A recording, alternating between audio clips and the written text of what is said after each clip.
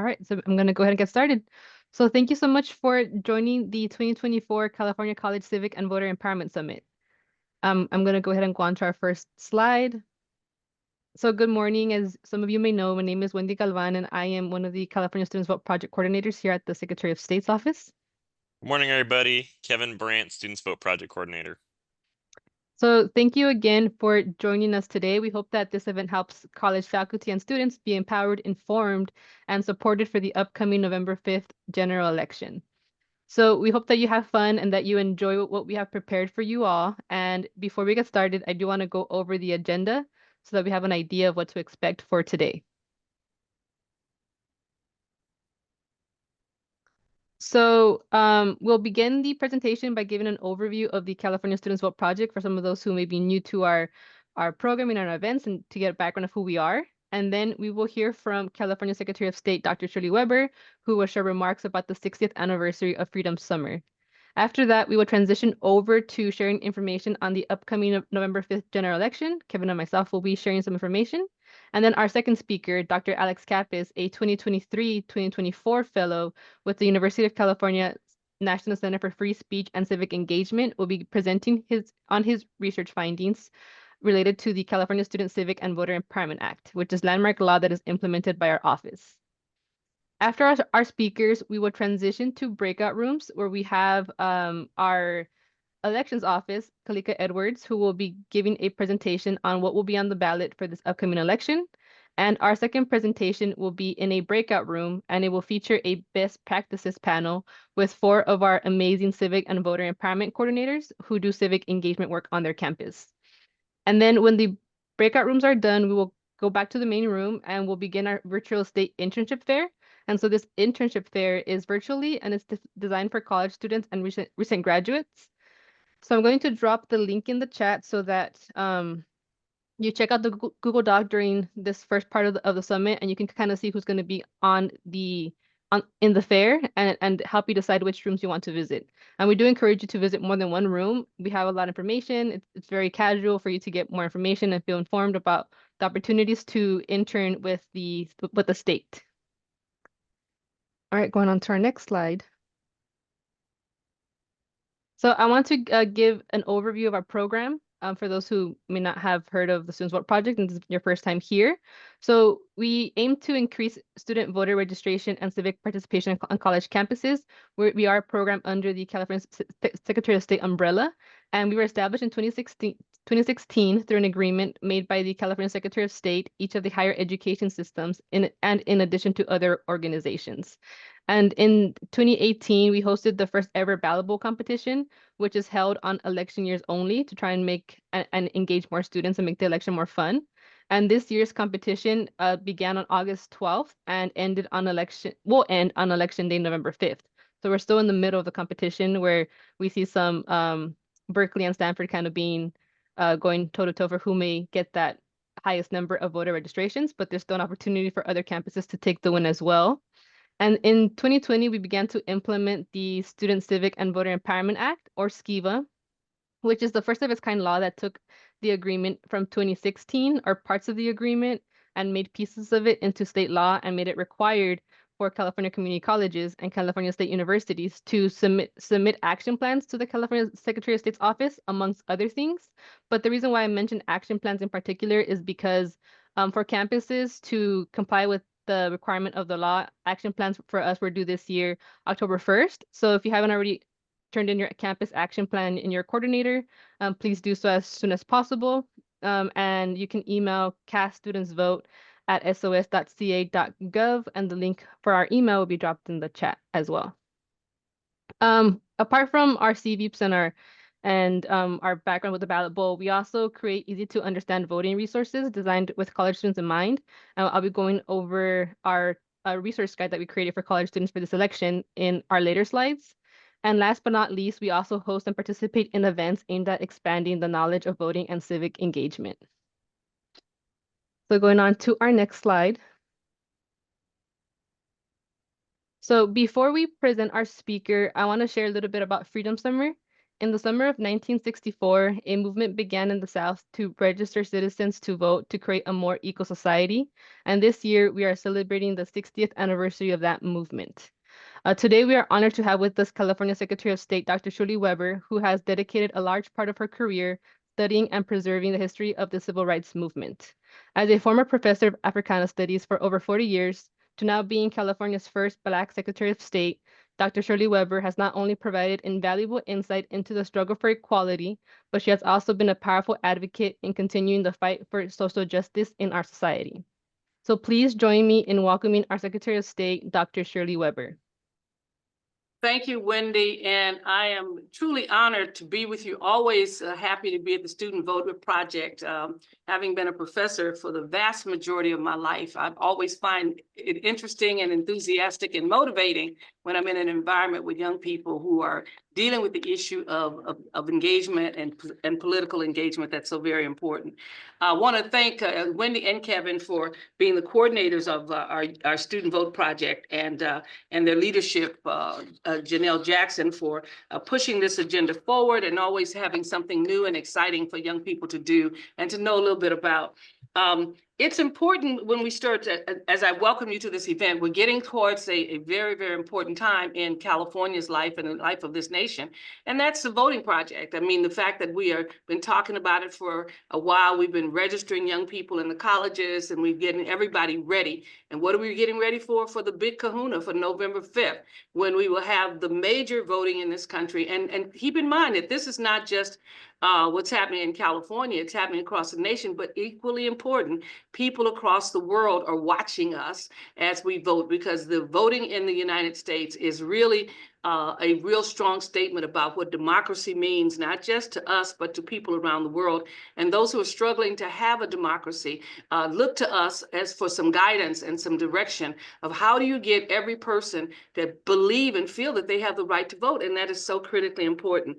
You know, we did Freedom Summer this year, and mainly because when I went to speak in New Jersey at one of the universities for their unveiling the statue of Fannie Lou Hamer, and I have studied Fannie Lou Hamer. I've admired her when she was alive. I was just a student at the university, but to see this woman who was so courageous about voting. I mean, she was very poor. She was a sharecropper.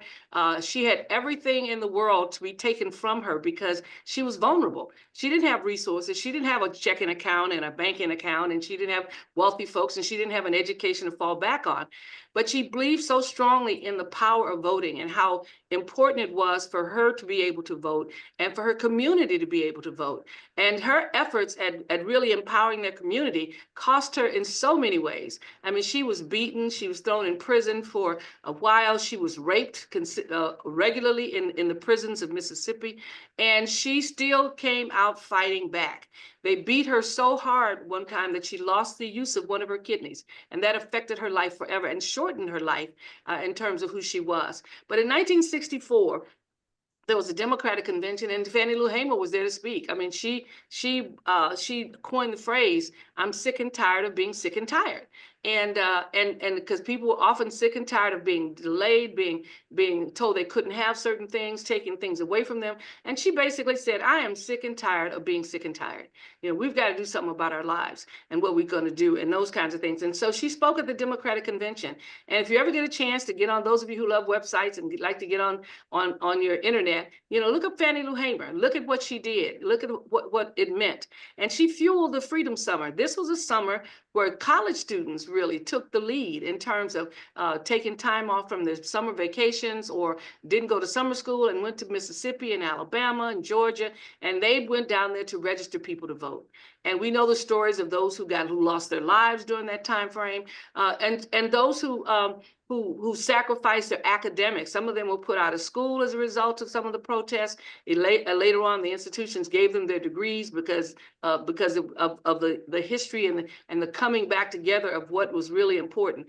And so, you know, we have a history of folks who have made tremendous sacrifices. For what? For the vote. And you'd probably say to yourself, well, what does that mean? I mean, why is that so important? important. It obviously is what runs this nation. It would set the priorities. It's where we put the resources, where we put our values, is in our selection of who our presidents and vice presidents and school board members and city council. All of those folks are representing you, not some abstract concept, but they're representing you personally. And so elections then determine what we're going to do. It'll decide whether or not you're going to have a voice in making change around your campuses and those kinds of things. I mean, that's extremely important.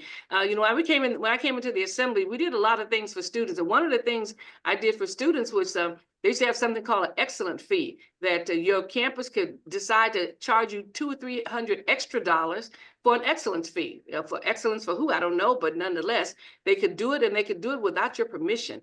And they could get an advisory vote, but they weren't held to that. Now, the Board of Trustees obviously has the authority to determine our tuition, but to have individual campuses, individual presidents decide that they're going to charge you extra $200, $300 for something that you may never use, well, to me, seemed unjust and unfair, especially at a time when we were struggling with resources.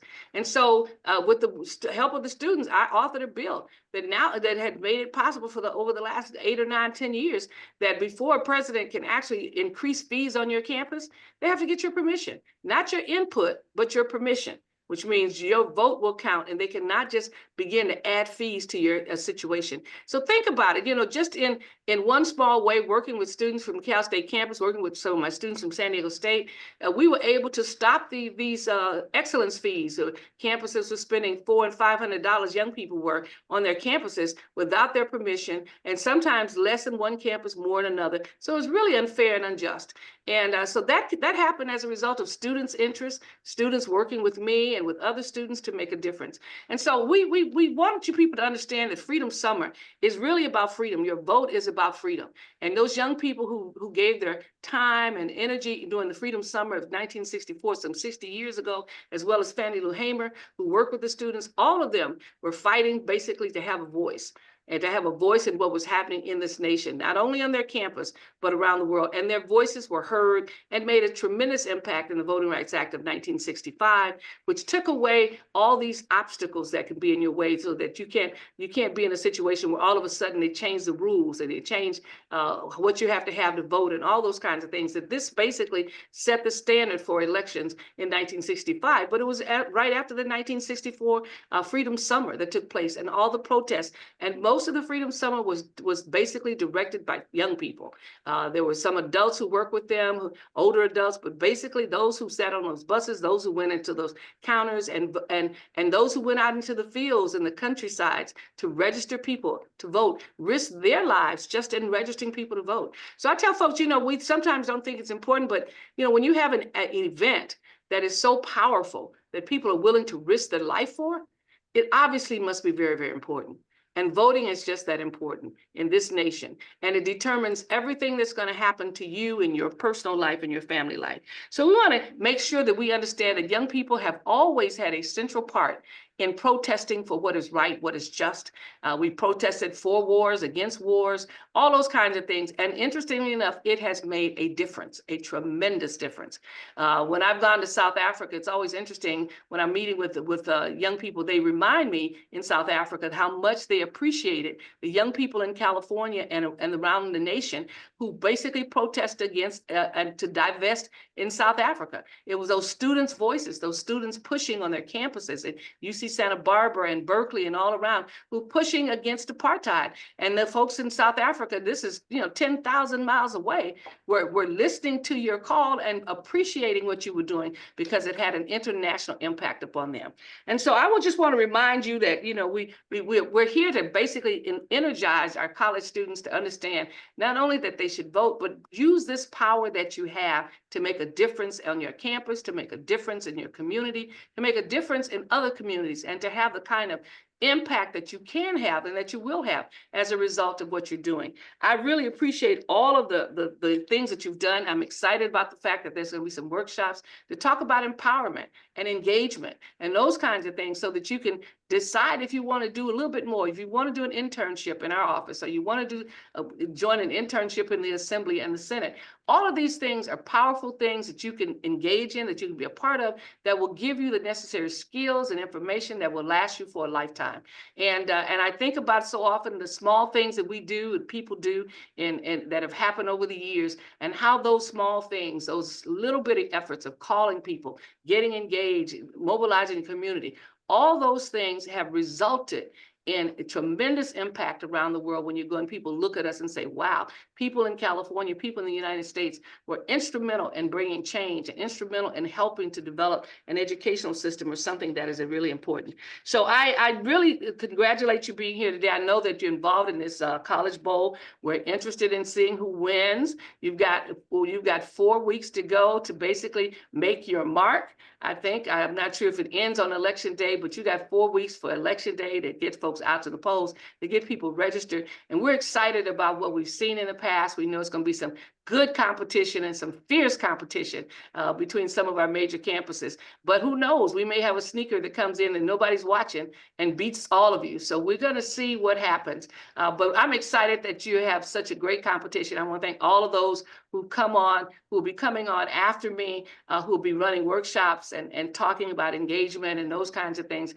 This is an extremely important part of our program here at Secretary of State's. And so once again, thank you all for organizing it. I'm honored to be here with you, and I'm looking forward to the outcome and the results, because I know you make a difference, and everyone is talking about how our college age group has grown and impacted what is going to happen in terms of elections. So once again, thank you so very much. You guys have a great conference, and thanks for having me here.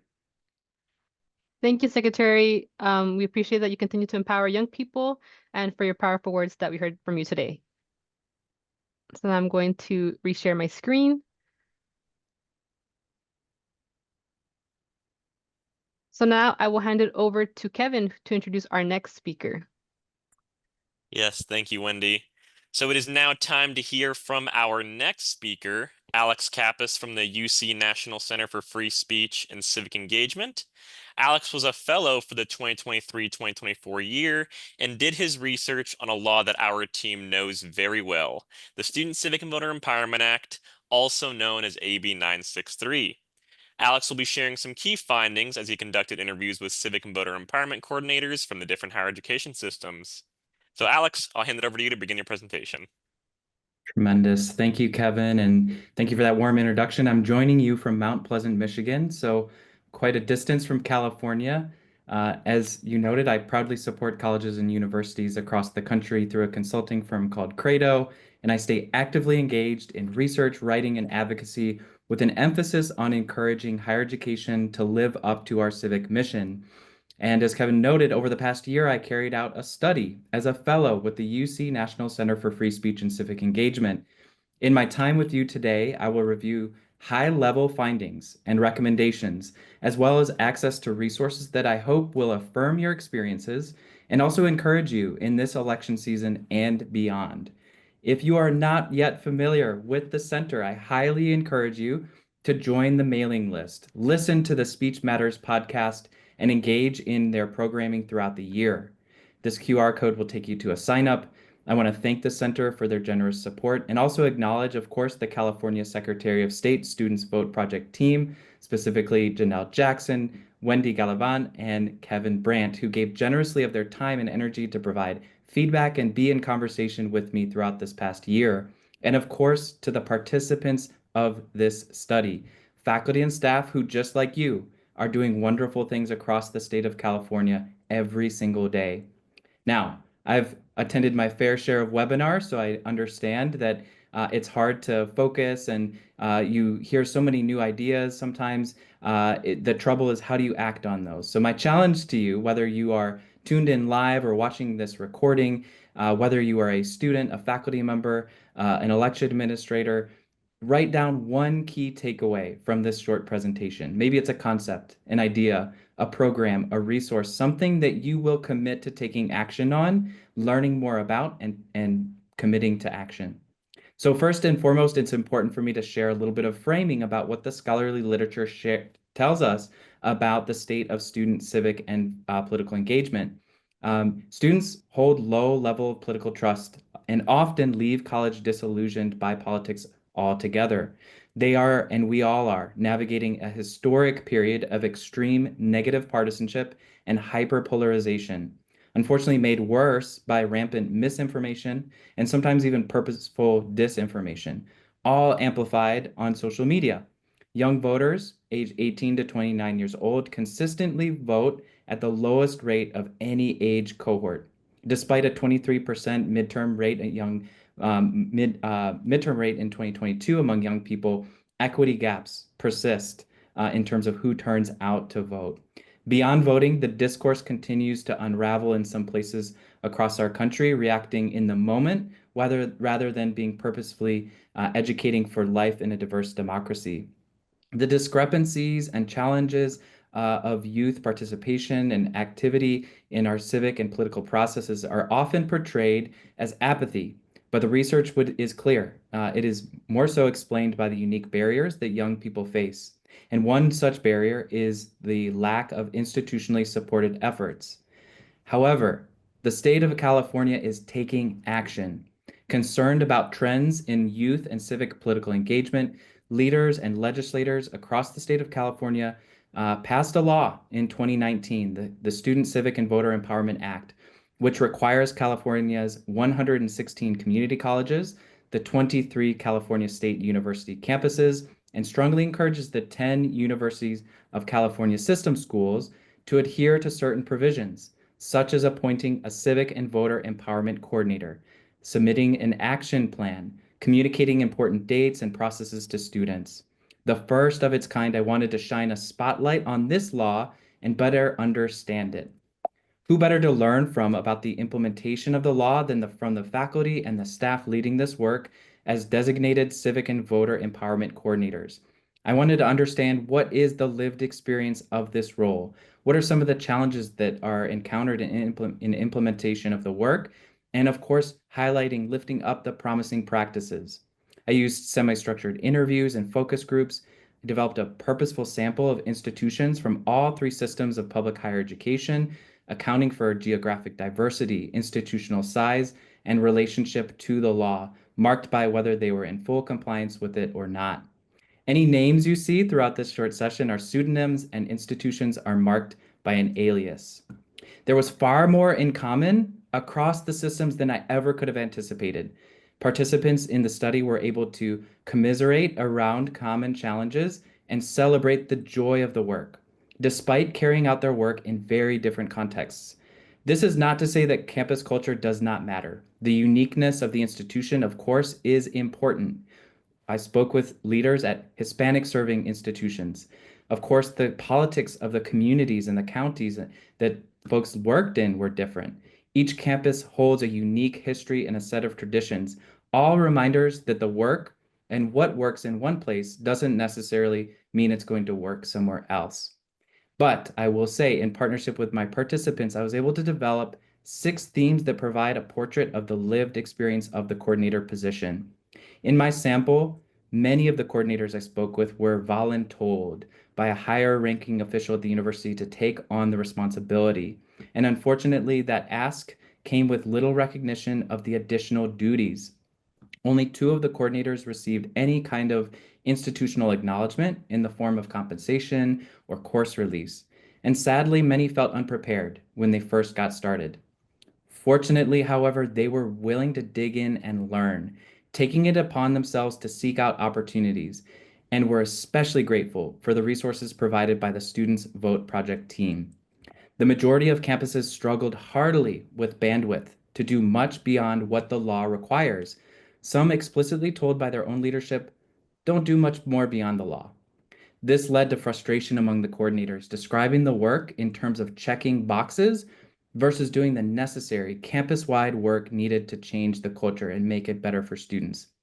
Civic champions, despite these challenges, the coordinators truly lived out that term, civic champion. They embraced nonpartisanship, upholding integrity in their efforts, and viewed themselves as student advocates, encountering and helping students who came and encountered challenges throughout the way. They also cared deeply about students who felt disenfranchised. They often felt alone in this work, however, and as a result, they became highly reliant on student leaders to sustain the efforts. Not necessarily a bad thing, but over-reliance certainly can be concerning. Given their limited bandwidth, they were major collaborators. You name the college or university department, and they partnered with them.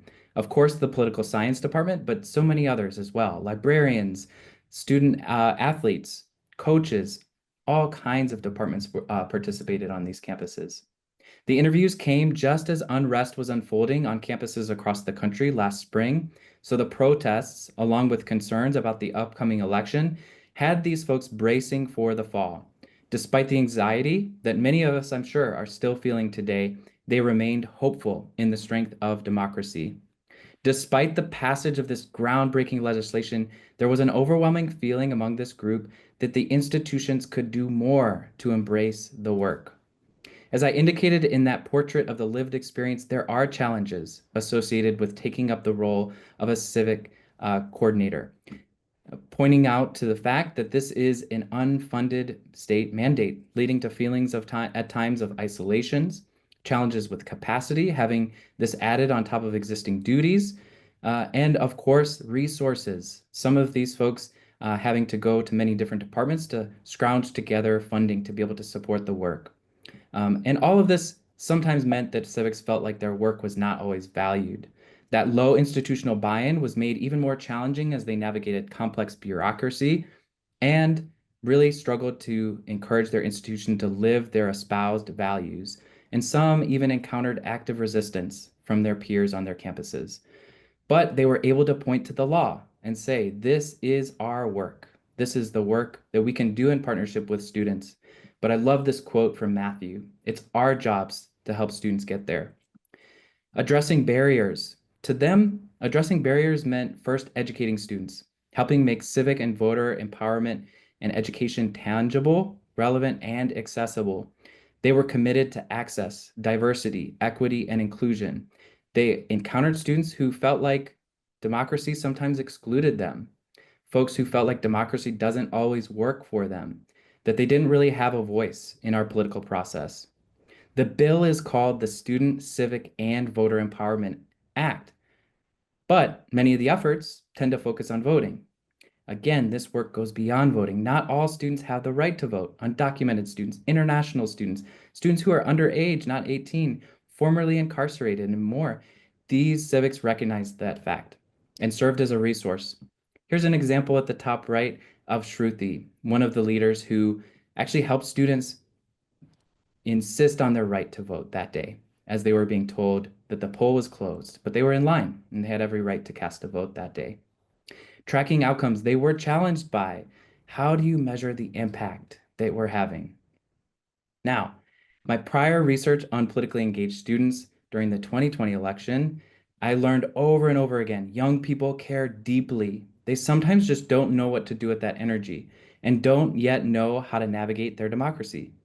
To make matters even worse, sometimes they are navigating a world that is just frankly confusing and frustrating. And folks, the adults in the room, so to speak, are not even talking to each other in a respectful manner, right?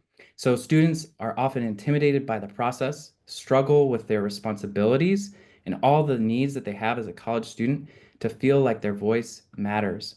Necessitating action from leaders in our communities, both on and off campus, to demystify what it means to be an engaged person in our democracy, especially for first-time voters to feel prepared and confident, resulting in a positive experience. So, how then do we encourage students to know that their voices do matter, that participation in democracy is for everyone? Despite the challenges, the coordinators in my study offered countless examples of promising practices. In fact, we co-created a list that can help anybody doing this work, student, faculty, staff, community member. I'll start by highlighting just a few. Go beyond voting. Countless examples to do, yes, voter education, but even more. Provide options for students to take civic action beyond voting. Partner with faculty and departments to provide opportunities to get into the field and learn about and study civic issues. Encourage academic governance to review academic plans. Offer opportunities for students to engage in structured dialogue across differences, specifically on political and ideological issues. Educate on issues of free speech, academic freedom, and inclusion, helping students understand their rights, responsibilities, and campus policies. Embed this work into the student experience. It's not enough to just have the one and done program, right? Incorporate this throughout the student life cycle. What are ways that we can educate from move-in day through orientation and all different touch points throughout the student life cycle, all the way up until their countdown to graduation? How are we helping folks, yes, find a career, but also a life inside and outside of that career that is civic-minded? Get local. The Civics were deeply committed to building partnerships in their local communities, facilitating learning experiences for students. Some creative examples: advocacy days, local candidate forums, careers in government and politics day, introducing local officials to new students, inviting alumni to participate and share about their life as civic-minded professionals. Peer-to-peer educators. Research shows that peers learn really well when other peers are sharing that information. So building peer educator programs where students are trained and supported in helping their peers learn about, make a plan to vote, and program around civic holidays and much, much more. Now, if you want to read my research, I encourage you to, would love and be honored for you to do that. You can scan this QR code or go to that short link. On that web page, you will notice that the full manuscript is there, but also there are other resources. I have made more bite-sized packaged two-pagers that are recommendations and resources for different audiences, including 4 steps for navigating third-party resources. It can be hard sometimes. Gosh, there's all these different things. And my number one recommendation, of course, is to look internally at your institution's strengths and what are the things that can help your campus thrive in this area. Recommendations for coordinators specifically to navigate this process. Here's a couple examples. Audit, know what exists on your campus, know what your strengths are. Identify a champion in the cabinet. That's somebody who reports to the president, who knows that the work is happening, knows about your coalition. Speaking of which, develop a coalition, right? There's strength and power when we band together across campus, students, faculty, staff, all across different boundaries in these institutions. And find community. Again, sometimes this can feel like lonely work. We hold a program and only 4 people show up, or maybe only 1 person shows up. But guess what? For those 4 people, it mattered. For that 1 person, it matters. Now, any election officials on the call, I see at least 2 of them, Kevin and Wendy, are in my view right now. You all play such a critical role. And I think the California Secretary of State office is leading the way in this area, providing regular office hours, providing access to resources.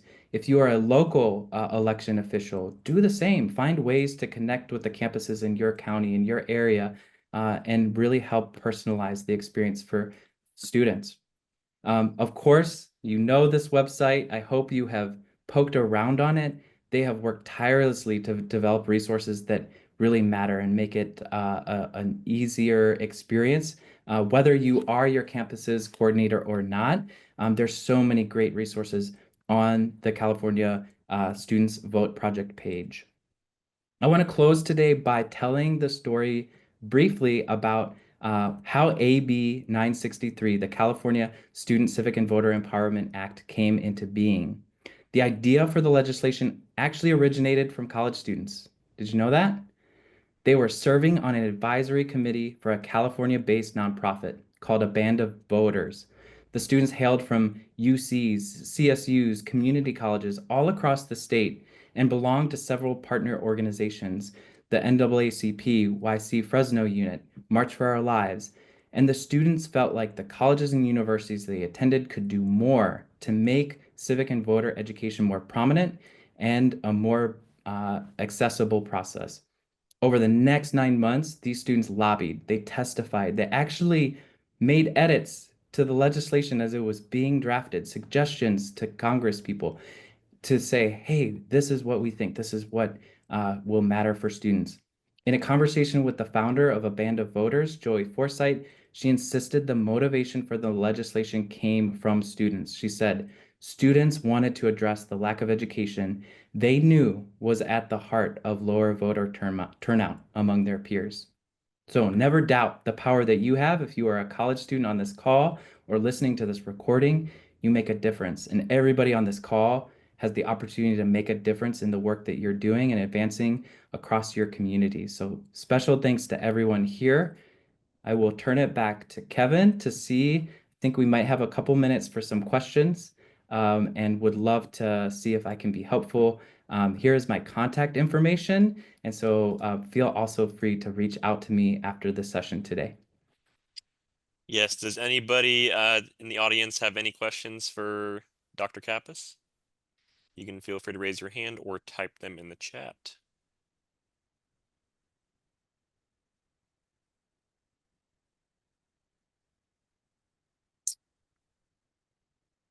All right, don't see any. Well, all right, Alex, thank you so much for participating today. Our team has enjoyed working with you, and we look forward to seeing your research provide a positive impact on higher education systems across the nation. Thanks, Kevin. Thank you so much. So we will now shift gears to provide you all with some important information about the upcoming November 5th general election. I'll hand it over to Wendy to provide the updates. Right. Thank you, Kevin, and thank you, Alex. Great presentation. So shifting on over to information that we've created, as Dr. Kappas mentioned, we have created resources in the past, and we continue to do so for this election. So I'm just going to go over some information and some walkthrough of the resources that we've created and just point you towards the right direction. So here in this slide, we have a list of links that we think are pretty important to know as the election gets closer and closer. So I know sometimes our website can be confusing to navigate. So we wanted to highlight these links here, which will be dropped in the chat. But there are 3 links that I would like to focus on. And the first one being the California Students Vote Project website that we just saw screenshots of. We do use that website to upload our resources, whether it be our recordings, our contact information. We host office hours every Thursday from 1 to 3.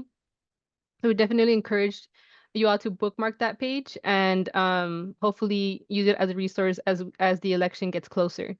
The second website is the vote.ca.gov website, and this is a great catch-all information. This is a great catch-all for election information, and it is currently updated with information regarding the November 5th election. And the third website is the voterguide.sos.ca.gov website. And this is a great place to know what's going to be on the ballot. It features the statewide voter information guide. So if you have not already received a physical copy in the mail, it will be in your mailbox soon. Or you can always go and check out the online version on the voter guide website. So you can also hear more about the statewide voter guide by going to our breakout rooms later this summit. So if the links haven't been dropped in the chat, they will shortly. But we wanted to highlight these list of links to help navigate some of our information on our website. And then the second resource that we wanted to share with you all today is the 2024 College Student Voter Resource Guide, which is updated with the information related to this upcoming presidential election. And so now I'm just going to give a brief walkthrough of some components of this resource so that you can be aware of what is in it and how you can best use it. So most of it is our overview language is pretty standard to our description and the work we do. But I want to point out our civic and election key dates, our important election questions section, and our outreach material. So if I scroll down to our key dates, we've pretty much compiled every I guess deadline or timeline that would be helpful to feel empowered to vote this election. So as you can see, the October 7th and 8th dates just passed. And so what that means is that the counties have already began mailing vote by mail ballots to each registered voter. And that early sites have also opened up, and you can visit this link to look at the locations that would be nearest to you. And then we also have our October 8th, which is being able to drop off ballots for vote by mail, being able to use drop off locations for your vote by mail ballots. And those have already been open. And the next deadline that I want to point out is the last day to register to vote online or by mail, which is August 21st. But then here we also know we have same day voter registration. So if you miss that deadline, you can still vote. You just have to do it in a slightly different way. So I think this is a great page that can just keep you updated with important dates and that you can also share with students and other people in your network.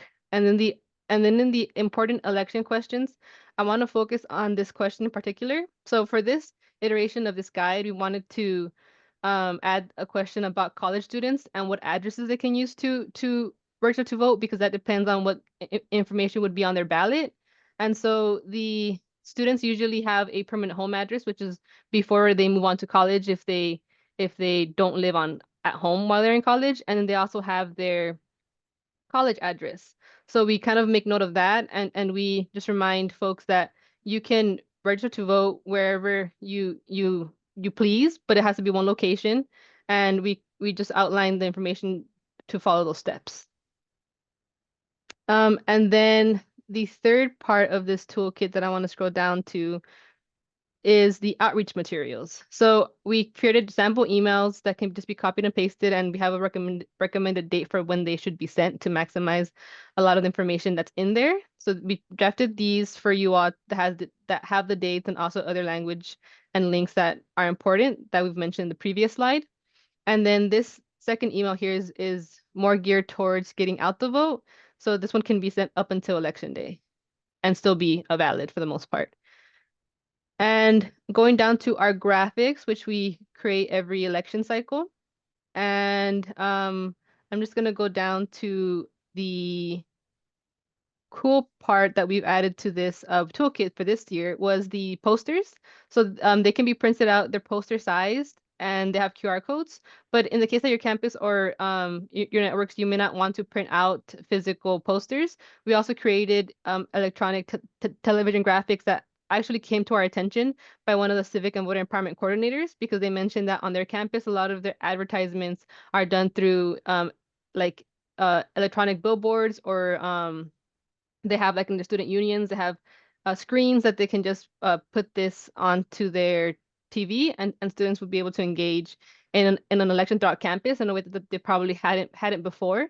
So this is very great resources that I hope that y'all can take from it what you think will work for your campus or for your networks, and that it helps to inform students and really anybody who can benefit from this information. So I'm just going to go back to our presentation and pick up where we left off here. And this link, like I mentioned, should be in the chat if it hasn't been dropped already. Now going on to our next part of our summit here.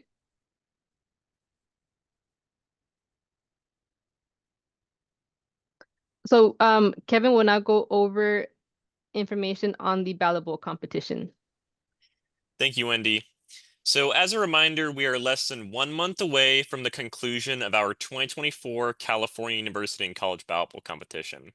For those who may not be familiar, the Ballot Bowl is a friendly competition where higher education campuses compete to register the most students to vote and showcase civic engagement efforts.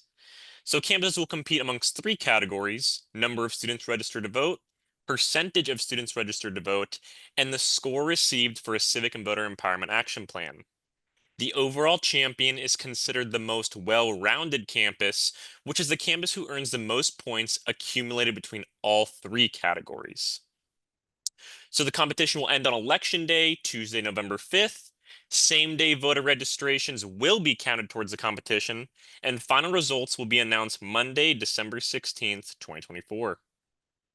If you would like to track your campus progress regarding college student voter registration, please visit our caballotbowl.uswest.ca.gov website, which we will drop in the chat. Next slide, please.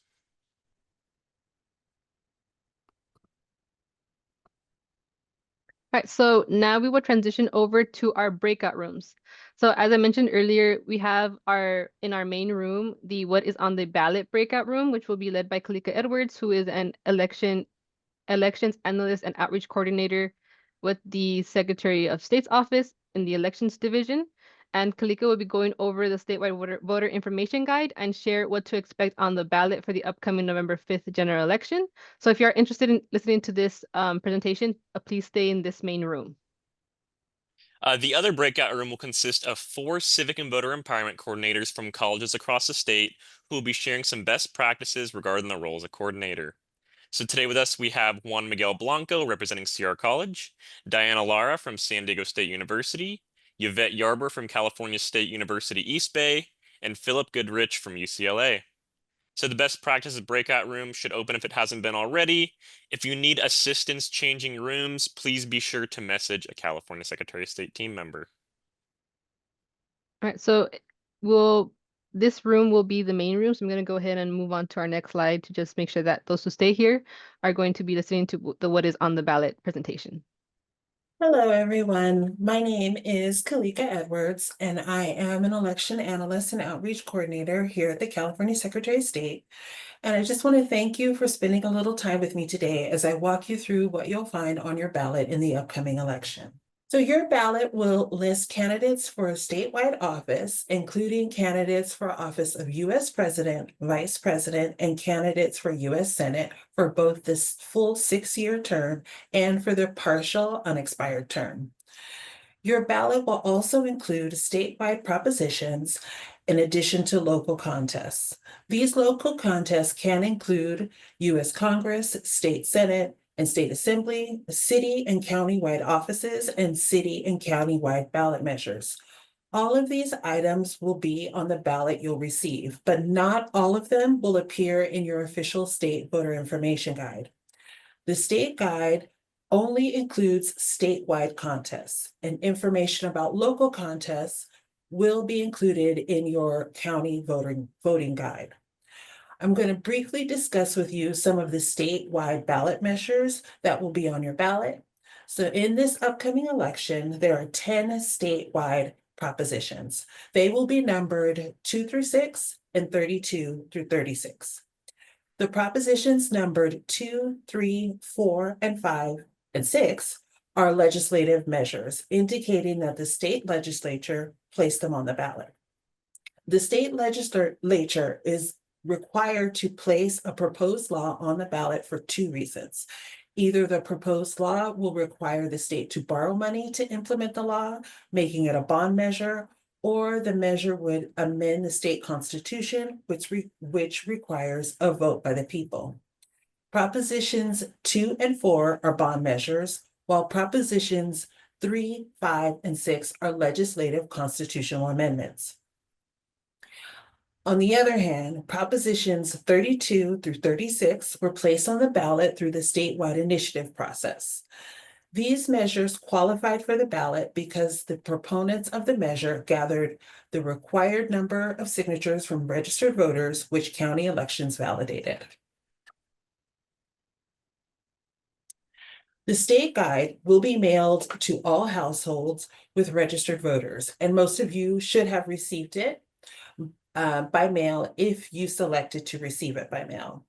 You may not be aware, but there are several other formats available to you that you can request directly from our office, either online by visiting voterguide.sos.ca.gov or by calling our voter hotline at 800-345-VOTE.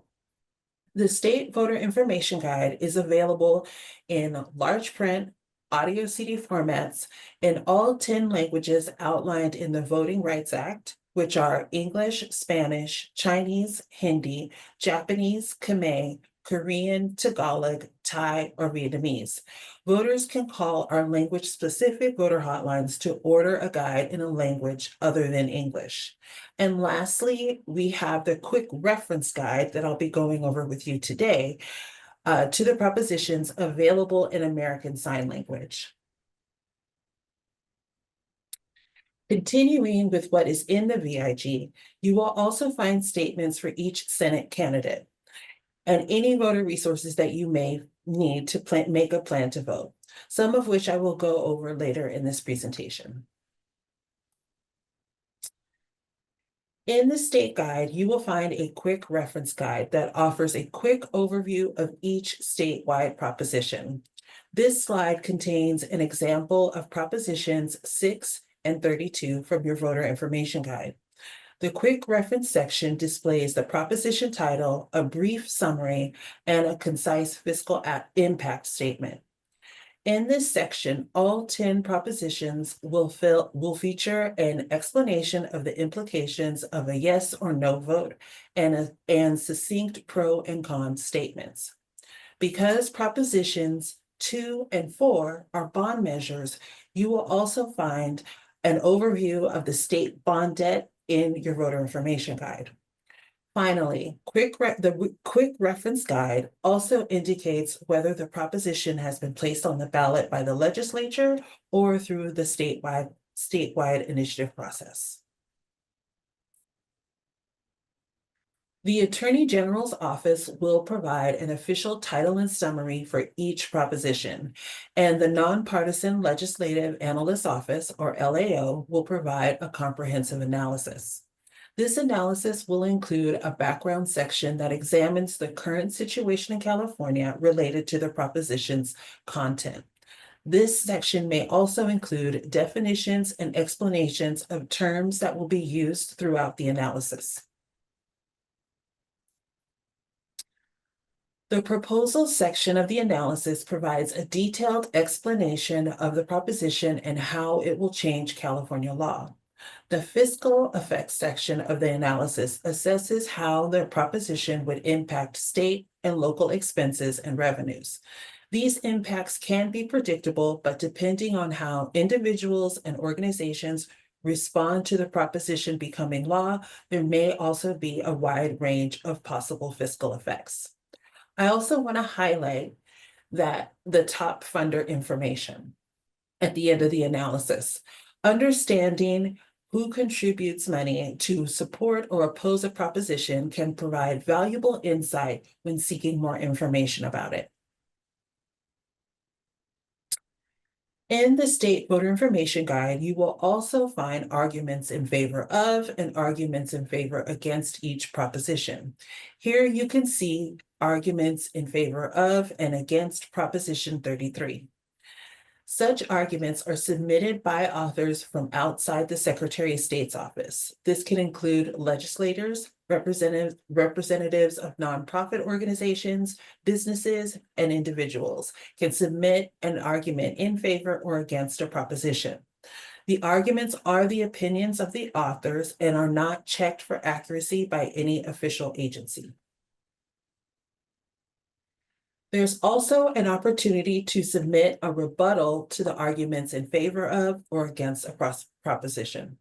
On this slide, you will see rebuttal arguments for Proposition 34. These arguments always appear on opposite facing pages so the voter can quickly assess and compare them. The rebuttals to the arguments are also submitted by authors outside of the Secretary of State's office, and their opinions are of the authors and are not checked for accuracy by any official agency. The proposed laws section contains the actual text of a proposed law or constitutional amendment that will appear on the ballot. The State Voter Information Guide includes the complete text of all 10 statewide propositions. The State Voter Information Guide includes information about the candidate statements for office for U.S. Senate and about the 2 contests for the position. The first contest is for the full 6-year term, and the second contest is for the partial unexpired term. Because both Senate contests are on the ballot in November, you will see the U.S. Senate candidates appear twice in your voter information guide. In that section, you will see a description of an office, photos, and statements submitted by each candidate. The statements have been submitted voluntarily and paid for by the candidates. The views and opinions expressed by those candidates do not represent those of the Secretary of State. The candidates for U.S. President will appear on your ballot, but they do not appear on the statewide voter information guide. This is simply because the filing deadline for presidential candidates is too late to meet our voter information guide printing deadlines. However, we do post presidential candidate statements on our website. The guide provides information on how voters can find these statements about the U.S. presidential candidates. I've also included a QR code here on this slide to those documents for easy access. So I'm going to shift gears a little bit and discuss with you the qualifications to register to vote. To register to vote, you must be a United States citizen and resident of California, 18 years or older on election day, not currently serving a state or federal prison term for a conviction of a felony. And so for more details regarding that qualification, please visit our Restoring the Right to Vote site, which is sos.ca.gov/elections/voting-rights-restored, and not currently found mentally incompetent to vote by a court.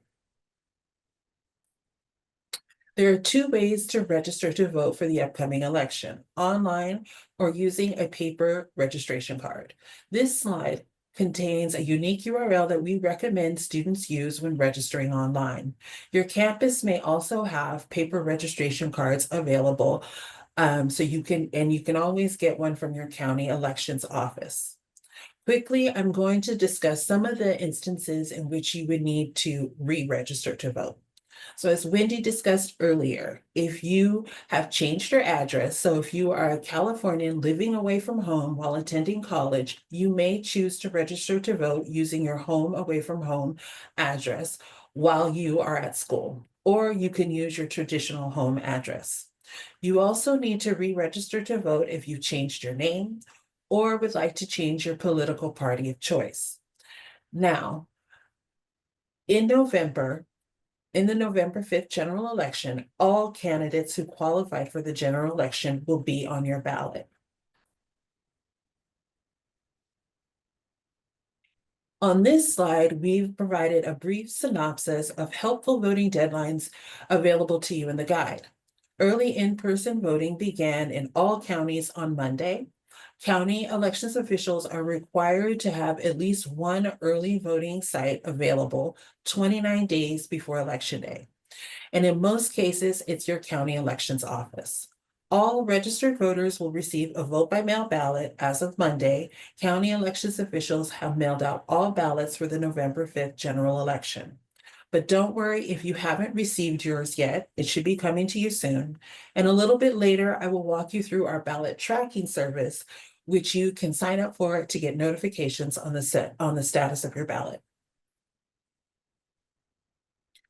We also want to offer some quick tips to ensure that you are ready to complete your ballots when they arrive. Be sure to sign your vote by mail ballot in the designated section. Your county elections office will compare signatures on the vote by mail ballots before counting them. And once your ballot is completed, sealed, and signed, you can drop it in a vote by mail drop box or mail it. If you choose to mail it, ensure that it is postmarked on or before Election Day. If you prefer to deliver your ballot in person, you can do so at any polling place, vote center, or county elections office by 8 p.m. on Election Day.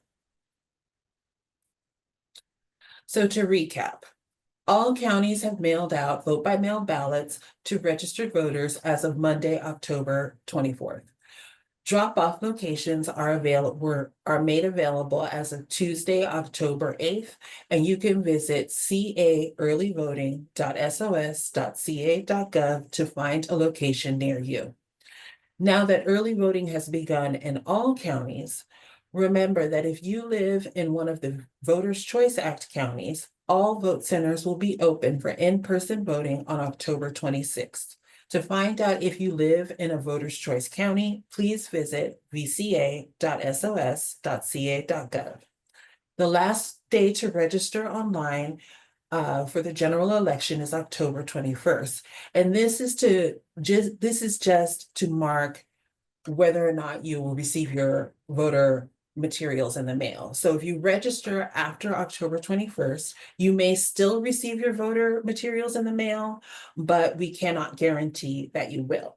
And then there's also same day registration, and that begins as early as October 22nd, all the way through Election Day, and that will be available at your county elections office or polling station. So earlier in the presentation, I mentioned signing up for our ballot tracking service. This service is called Where's My Ballot and was launched by the California Secretary of State in partnership with Ballot Tracks. It also allows voters to track their ballots and view their voting record, whether they voted in person at a polling place or mailed their ballot to their county. When you sign up for the service, you can set up notifications to receive text, email, and phone call messages on the status of your vote by mail ballot. I'm going to review with you a few of the messages that you may receive from the service. The first message that you may receive is the ballot outbound message. This message means that your county has mailed out your vote by mail ballot and it's coming to you. The next message some of you may receive is the ballot inbound message. This means that the U.S. Postal Service has picked up your vote by mail ballot and it's on its way to your county elections office.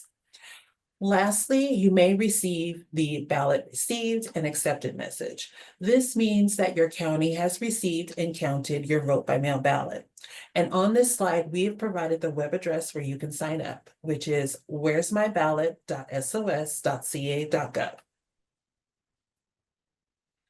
So we've talked a lot about what is in your state voter information guide, but what can you expect from your county voter information guide? Your county voter information guide will include information about contests for U.S. Congress, state Senate, and Assembly, city and county-wide offices, and city and county-wide ballot measures. And while the state voter guide and the county voter guide may include different information, your ballot will consist of both statewide and local contests and ballot measures. On this slide, we have listed several websites that you can use to register to vote, verify your voter status, and track your ballot. On our website, our website also contains our voter information guide, and we also have a trusted elections page that will provide you all the resources you need to make a plan to vote. So thank you for joining me today. Hopefully I was able to provide you some useful information. Remember, November 5th is Election Day, so make sure you get those ballots in the mail on or before Election Day. If you choose to vote in person on Election Day, remember that if you were still in line at 8 p.m. to stay in line. Is everybody able to see the panel screen okay? Great. Looks good to me, Kevin. Thank you. All right, well, we can go ahead and probably begin. So welcome everyone, and thank you so much for joining the Civic and Voter Empowerment Coordinator Best Practices panel. So today we will be hearing from 4 coordinators representing the Community College, California State University, and the University of California systems about best practices and their experiences within their role. So before we get started, I'd like to introduce our participants. First up, we have Juan Miguel Blanco, who is the Campus Life Coordinator at Sierra College, and Juan has been the coordinator there for about 3 years. Next, we have Diana Lara, who is the Community Relations Manager at San Diego State University, and Diana has been the coordinator for around 2 years. After that is Yvette Yarber, Executive Assistant and Diversity Program Specialist at California State University East Bay. Yvette is one of our newest coordinators and has been in her role for about 3 months. And last but not least is Philip Goodrich, Manager of Campus Life Initiatives at UCLA. Philip has been the coordinator for around a year and a half. So before I begin, I want everyone to be familiar with the role of a Civic and Voter Empowerment Coordinator, or for short, a CVEC. So a CVEC is usually the main civic engagement point of contact for a campus, and if the CVEC is part of the California Community College or California State University systems, they are the ones who should be fulfilling the requirements laid out by the Student Civic and Voter Empowerment Act, also known as AB 963. It is also encouraged that the University of California campuses implement the Student Civic Voter Empowerment Act. However, their system is not required.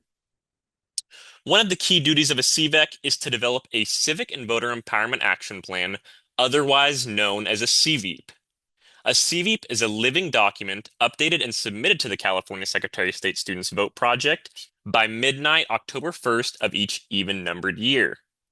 Updates should outline specific initiatives and strategies each campus intends to undertake in the 2 upcoming academic years. So now that you all have an understanding of a CVEC's roles and responsibilities, we can now begin the panel. To ensure that you have the best viewing experience, we recommend changing your view to multi-speaker, and you can do this by navigating to the top right of your screen where it says View and click Multi-Speaker. All right, so we'll go ahead and begin. Our first question for today's panel is, how did you adjust to understanding the roles and responsibilities of a civic motor empowerment coordinator, and what advice would you give to those who may be transitioning into this role? And we'll start with Juan. Good morning, folks. As Kevin mentioned, my name is Juan Miguel Blanco, and some of the advice that I can give you here is to start a work group. I think that definitely is helped us in meeting the AB 963 requirements. And so it's also part of AB 963 is to create either a committee or a work group composed of faculty, staff, administrators, and especially students to get this work done. So that's the number one step that helped us kind of advance as the years progressed, is to create a work group.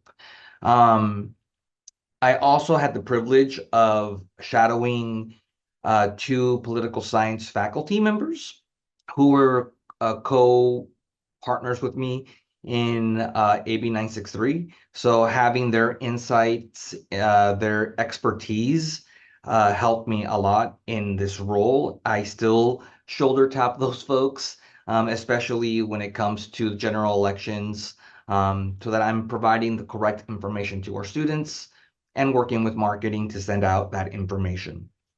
But most importantly, at least for me, is being involved. I'm part of CSAW, which is the California Community College Student Affairs Association. Our college is also part of the All In, and part of the All In, there's a community of practice. So the community of practice meets twice or once a month, and it's a space for coordinators to come together, vent, kind of share ideas, share things that didn't go well, share programs, events, and things like that. So I highly encourage you or your college, if you're not part of the All In Democracy Challenge, to join that organization and to join a community of practice, as well as joining any other organization that may assist you. As for me, as I mentioned, with the California Community College Student Affairs Association, it's a great space to kind of share ideas and share action plans and borrow from each other with credit and support each other with these initiatives. All right, thank you, Juan, for sharing your insight. And we'll next hear from Diana. Hi, everyone. What a great question to start us off. So, how I adjusted to my role was my second day on the job. I was told you are also the civic engagement coordinator for the university. And I go, what is that? I have not heard. But thankfully, I met Kevin and Wendy on my second day. They were able to jump on a call with me, explain all the documents, everything needed, what the law mandated. So that was fantastic. Thank you. And I will piggyback off what Juan said, to those transitioning to the role. I will say, one, please connect with the Student Vote Project. They are a resource. They hold office hours. They answer all your questions. You don't need to do this alone. I've also jumped on a call before with Philip from UCLA. So use your other colleagues. Everyone here is, willing to help, and we are a community. I also started a civic engagement working group from leaders across campus, like librarians, our athletics. Our athletics are almost at 100% voter registration because the folks running the athletic department are very civically engaged. Also work with your students. Our associated students sit on our committee. They are the ones on the ground floors, knowing what the students want to hear, what events are going on, I also feel like I had a little bit of an advantage because I am an alumna from San Diego State University. So I did know already groups that yearly, held ballot talks, meet the candidates, stuff like that. Awesome, Diana. Thank you for sharing. Next, we'll hear from Yvette. Good morning, everyone, and thank you for having me on this panel. So yeah, I kind of ditto echo everything that's been said. So I had to jump in quickly in my role. Before I was asked to be the coordinator, I had attended meetings that were hosted and organized by the previous coordinator. Unfortunately, we did not have time to transition due to her retirement. So I just found myself in the middle of coordinating all of these activities in one of the biggest election years that in our history, I would say. But the first thing I did was I reached out to everyone that was involved. She had already had the coalition group set up, people in place. They had the background, the knowledge, the experience, immediately connected with our Associated Students group. So I had that support to get me through the beginnings of getting ready for the ballot bowl, getting ready to, learning about what my responsibilities were, deadlines, getting emails out, things of that nature. Met with Kevin and Wendy, attended online workshops and things of that nature. But the one piece of advice I would give is definitely getting a succession plan in place. We found that we actually moved the role of the coordinator from the Office of the President into our Office of Diversity. It was decided that that's a better fit for it. So you have a dedicated staff member to take on that role. That was part of the succession, and now just submitting our CV plan. We are embedding that in the plan and taking it to a different level where we ensure that we have something documented and guidelines in place to develop a succession plan. Thank you. Awesome, Yvette. Thank you so much. And last, we'll hear from Philip. Good morning, everyone. Great to be with you today. Thank you to the Secretary of State's office for hosting this event and just for all the support statewide. I'll address the first part of this question. How did I adjust? I had a pretty fortunate experience. So I know a lot of people are kind of thrown into this work. I knew what I was getting into. It was part of the job already. So I had that kind of preparation to take me into the work. And then the second part, which I think is a super important component, is advice transitioning into the role. And when I was jotting notes down for this question, I thought of three things. One is learning, one is priorities, and one is action. And when I think about learning, and Alex mentioned this as part of his research, is doing somewhat of an audit, learning about what's happening on campus, what's already being done. Civic and voter engagement is often not just in one office, it's happening across the campus, but people don't always know about it. So learning what's going on your campus, learning about what resources exist both on and off campus, learning about the climate, the political climate on your campus, etc.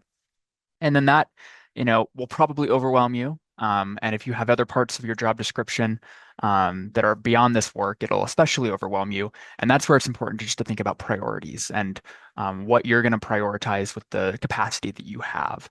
So, around an election season, for us, it really boils down to voter registration, voter education, and voter mobilization. So thinking about what key things in those domains can we prioritize and focus on.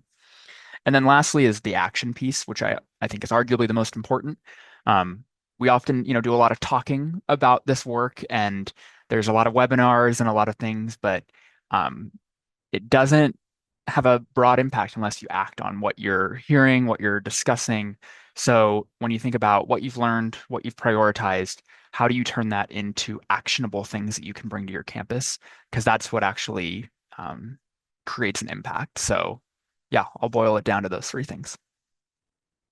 Awesome. Thank you, Philip. And thank you all for sharing your experience. And I hope the other coordinators on this call were able to take something from that. So we will now move on to our next question. What was the biggest challenge you have faced as a CVEC, short for Civic and Voter Empowerment Coordinator, and how did you overcome it? What was the outcome? And we'll start again with Juan.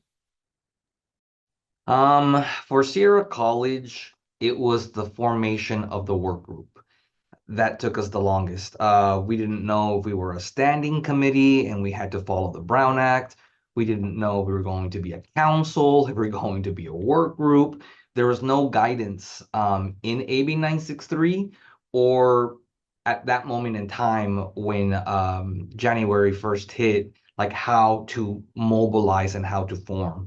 And so that took us about 6 to 8 months of us meeting and figuring it out, working with administration, seeing, okay, do we have to follow Brown Act? Do we not? What is this? Do we take action? Do we not take action? Do we refer this to a committee? Like, what is our purpose? So that took the longest time, is the group formation. But once we decided to be a work group and to provide recommendations to the senates, that helped the process. So for us, that was the biggest hurdle, is what were we going to be, and where were we going to be housed, and how would the administration going to support this group? So I think that's one of the hurdles that some of you may encounter, is deciding what this group will be: a standing committee, a council, and a work group. And as it was mentioned, every college is different and every district operates in different modes. So it's really going to be a decision of the district and your campus of how you form. And then from there, it was just, working to decide then who was going to be the coordinator, right? It's like, okay, now we have this group. Now who's going to lead the work? And so that took, us discussing options. And at least for my college, we were able to hire a part-time faculty to do the work. So we hired two.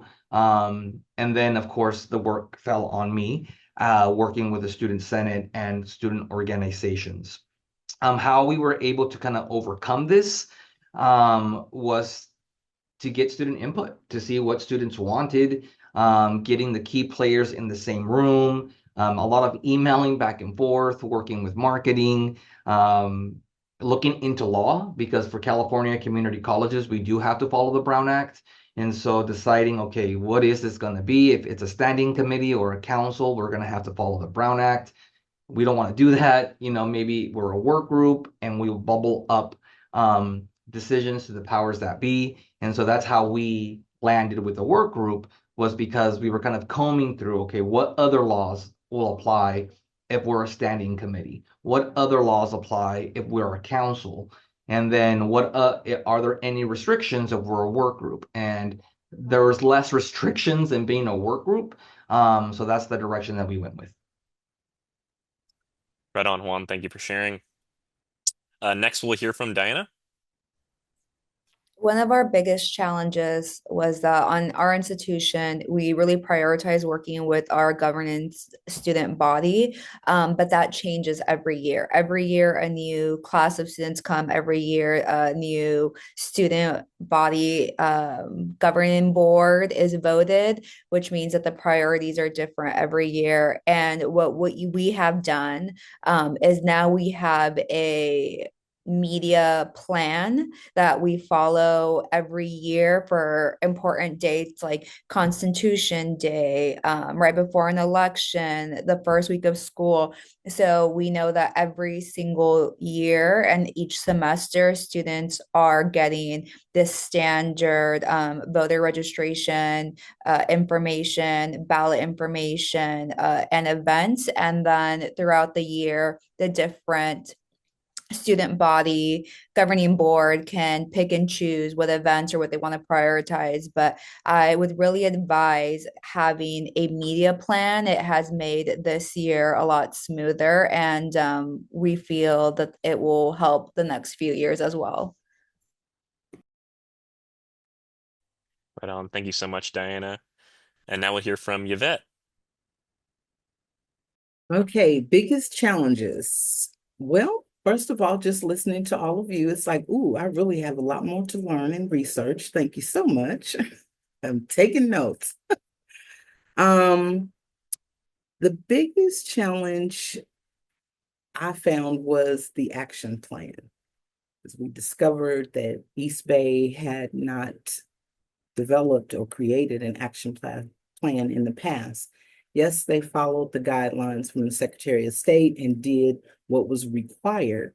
However, taking that to the next level, again, like all of us have mentioned, due to this being incorporated in someone's already existing primary role and responsibilities, finding that time to really engage in such a time like this presidential election, that is one of the challenges, balancing my primary duties as well as ensuring that we engage our campus in voter registration and civic engagement. But again, it was creating the plan. So how did I overcome that? Attending workshops that were hosted by the Secretary of State office, reaching out to Kevin and Wendy, as well as connecting with the CSU's Chancellor's Office around AB 963, and then collaborating with my coalition groups, as well as the ASI, our Associated Students Group. And I have to say that we were successful. We were able to pull a lot of information together, get our plan created and in place and submitted on time. So I'm very proud of that accomplishment. Yeah, thank you, Yvette, for sharing. And last, we'll hear from Philip. So I was going to respond to this question with the, limited capacity response, because I think we can all relate to there's other duties in the job, and this might be, a quarter of time or less or more. But I wanted to get a little more creative than that. So I think one of the things that was a challenge at first, and I mentioned this in my initial response, is kind of understanding that campus-wide landscape of where things are at, what people are doing, and how others are contributing to this work. And with a size campus like UCLA with 48,000 students, thousands of staff, thousands of faculty, and then community and alumni and more, it felt kind of daunting to think about how we capture that and then act upon that. So one of the things we did last year was establish this new civic learning and democratic engagement network. And the goal of this was to move beyond just voting. So it wasn't just going to be a vote coalition, but it was really supposed to be kind of a community of practice for people across the campus who had any, involvement or interest in promoting civic and voter engagement among UCLA students. So we formed this group last year.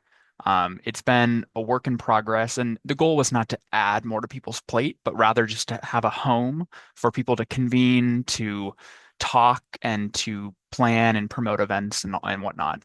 So we had a great first year. Last year, we actually were able to facilitate a virtual conversation with Secretary of State Weber. Thank you, Kevin and team, for coordinating that. And as we're looking into this year, we're thinking about how do we institutionalize some of that. So we have a new civic learning and democratic engagement website where it's going to serve as a kind of a virtual repository of everything that's happening on campus. I think websites, even though students might not look there for information, it's a great place just to house the work that's being done in this space. We have a new email account that'll allow us to do more of those campus-wide messages around the election, for example. And we're just trying to bring in more people to this work and kind of remind people that no one person owns this. It's a campus effort.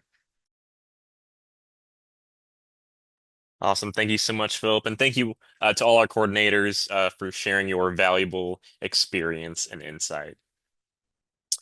So we'll be moving on to our last question of today's panel. And that is, what is one civic engagement event you have planned for the upcoming general election and the steps you are taking to prepare for it? Starting with Juan. Well, our event happened yesterday. It was What's on Your Ballot workshop. And so we worked closely, or we partnered with League of Women Voters, Placer County, to create the What's on Your Ballot workshop. We decided to do the workshop both in person and virtually. And the reason why we did that is because, at least at Sierra College, about 54% of our students are hybrid or 100% online. So in order to reach a wider audience, we decided to do that, of course, with the permission of the League of Women Voters, Placer County.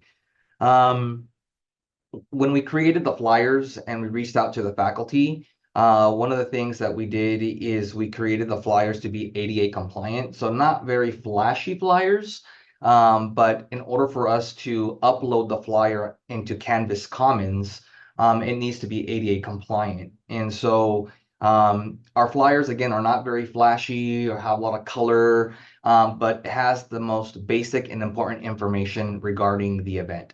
And so that's one way we were able to share that flyer in Canvas Commons, and then faculty had the option to, add that to their Canvas shell and promote the event to the students that way. We also worked with the programming board on our campus to, promote the event on social media, on the event calendar for our college, reaching out to the political science departments. We basically we went onto our college academic calendar to see when the political science courses were taking place and to invite those courses to attend the event either in person or virtually. We reached out to the political science faculty to, extend extra credit for students to attend the event. So that's what we had, and it happened yesterday. Right on. Thank you so much, Juan. Next, Diana. Well, like Juan, next week is our What's on Your Ballot partnership with the San Diego Women League of Voters as well. They are phenomenal. It was really important for us to find a non-party partisan group to give this information to the students. We have had quite a few events leading up to the election. We hosted a watch party bingo, which the students love. We've been tabling, but this is something where the students kind of asked us to take the lead with our committee. So we have reached out to our housing, athletics, librarian, all across campus to get this flyer out. Some groups have also made this a learning requirement. So, a point, or clubs are doing a point system as well. So Juan, look forward to connecting with you, seeing how your event went as we are, anticipating ours next week. Awesome. Thank you so much, Diana. And now we'll hear from Yvette. Okay, like everyone here, yes, we have had a number of events happening because there's so many different departments and groups involved. We've done the watch debates. The Poli-Sci Club has really stepped in to host both the presidential and vice presidential debates. Next week, we will be partnering with the League of Women Voters to go over what's on the ballot. So we've created a flyer that we could share on social media and across the campus that shows all of the events that are taking place in the month of October. If I had to choose one engagement event, it's this week, the National Voter Education Week. What we have done for this week is Monday through Thursday, we have tabling that is taking place, but a lot of the tabling is being spearheaded by our students. They're creating questions that we have on a poster board so students can write their thoughts and their responses on Post-its. They have arts and crafts that, engage in politics, and we're doing an event where it's like create a logo or something that we can use for a sticker going forward. Just a lot of different activities to get the students engaging with one another and doing trivia questions on what do you know about civic engagement. So it's a lot of fun, a lot of activities, a lot of hard work. I'm actually taking a break from it today. But if I had to say, yeah, this is the one, because I can see the students really engaging here and getting excited and leading their peers. So yeah, that's it. Thank you, Yvette. And it's great to hear that students are leading the civic engagement work on campus. And last but not least, we'll hear from Philip. Yeah, well, we have a variety of kind of voter education events happening in the lead up to the election. Today, for example, our government and community relations team is doing the first part of a two-part series on understanding, state and local measures. So getting kind of in the nitty-gritty. Our Hammer Museum did a vice presidential debate watch party last week. So there's a lot happening in this space. I'll focus on some of our election day programming, working closely with our Bruins Vote Student Coalition on this. And during the first part of the day, there is a plan to do kind of a party to the polls, get out the vote event. So that'll be more of a midday activity to kind of get that final push on election day. Obviously, we're encouraging voting early, but we know that there's that election day rush and also just a desire to kind of celebrate democracy. We also want it to make it, fun and engaging. So that'll happen midday. And then that evening, there might be a couple happening on campus, but thinking about how we coordinate some sort of election night results viewing session. And I'm not really calling it a party because I'm very mindful of the language we're using around this stuff. But just thinking about how we provide a community and space for that, just because a lot of people are going to be tuning in on their phones, and how do we foster community around this work and some dialogue and discussion as well. And I mean, with those beyond the typical logistics of finding space and marketing, which is, not always easy. One of the things that I found to be interesting as I progress in this work is thinking about how we strike the balance between kind of fun and engaging civic work and impactful and developmental work. I think when we think about who's showing up to some of these events, as we often say, it's not always the people or the students who we need to or should show up. It's the people who are already engaged and wanting to immerse themselves in this. So how do we make our programming accessible and relatable and relevant to people who might not think that this is for them? Because at the end of the day, this is for everyone, no matter if you're a poli-sci major or a STEM student, it's for everyone. So that's the frequent challenge, but also the opportunity that we have. So I encourage everyone to think kind of creatively in how we can make civic and voter engagement relevant to everyone. Awesome. Thank you so much, Philip. And that was actually our last question for today's panel.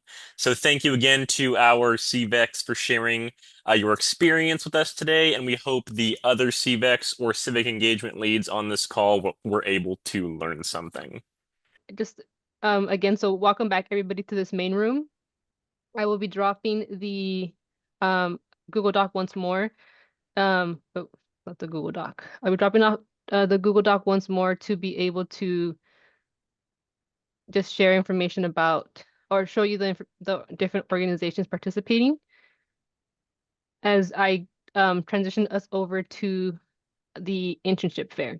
So if you are not interested in or not able to join us for the internship fair, we do thank you for attending the event. You're more than welcome to stay, but if you're unable to, please contact us at our Cast Students Vote email or visit our studentsvoteproject.sos.ca.gov website.